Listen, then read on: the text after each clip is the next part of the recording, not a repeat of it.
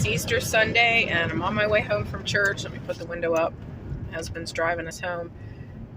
The pastor in the service brought up something that I felt pertained to my video I put out when I was talking a little bit about in the Old Testament.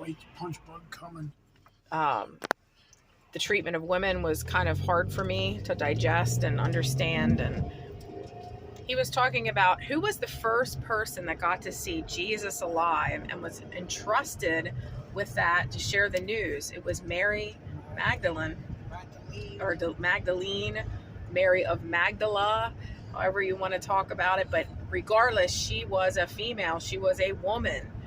And she held this incredible, number one, it was an awesome gift to be able to know Jesus was risen from the dead, because they didn't know that he was really going to do that. They didn't understand until after all this happened.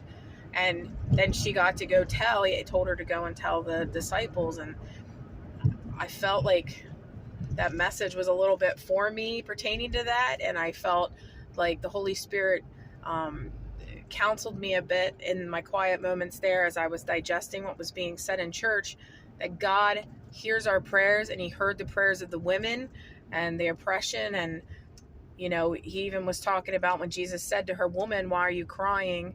or "Woman, who are you looking for?" or something like that. And today, if someone would be like, "Yo, woman," like, we would take that as a degrading thing, but back then that was a very lovable and sweet reference.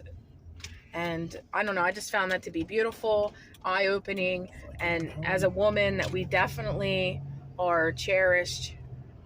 And God has always known, and I know there was the rules, the old rules, but Jesus turned all that around. I just feel like it solidified that even for me more today's message at church, and also growing up where women were not always treated very well, you know, especially on my dad's side of the family. And my dad, like, women were looked down upon. It was that whole pregnant barefoot in the kitchen type thing. And I'm not knocking that, because I love being a stay-at-home mom and a wife and cooking and taking care of the home. I love that. I feel like it's a great honor.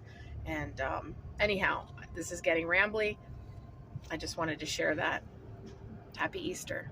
He is risen.